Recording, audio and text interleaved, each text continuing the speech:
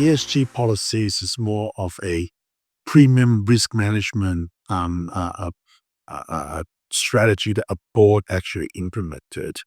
But ultimately, when you go into looking into companies, you still have to go and do that um, uh, due diligence that you normally do for any of your companies.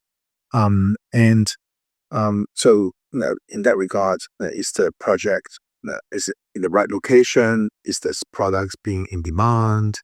Are the environmental risks being well managed? Um, Compliance to the regulations, etc., etc., etc. Those fundamental matters don't change.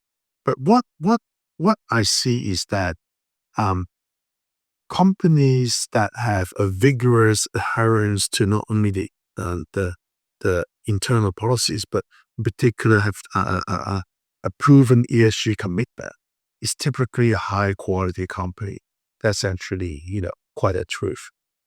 So to us, it is really about investing in the right sector because there's a big data in it, and then looking at the compliance level towards strategy that they actually outlined it, in particular on the ESG side of it.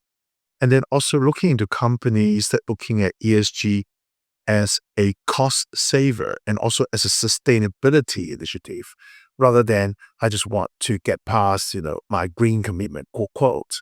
Those are the company's board that you want to work with. Those are the management teams that you want to invest with.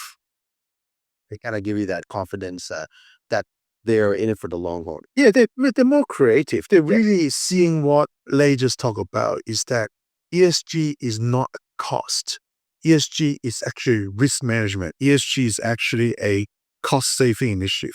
Say, for example, we work with companies and we would love to invest with businesses that being creative and say, hey, I've got a European a CBAM kind of risk coming on, right?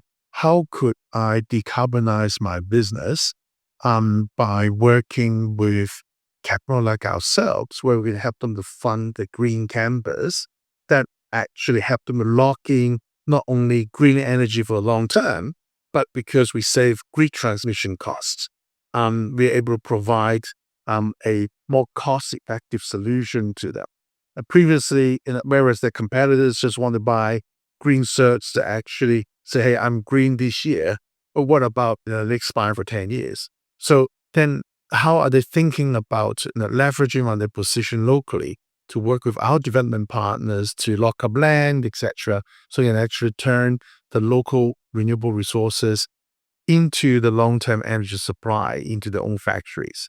And that actually turned it from a desktop commitment into a long-term competitive advantage against their competitors and make it a better investment overall.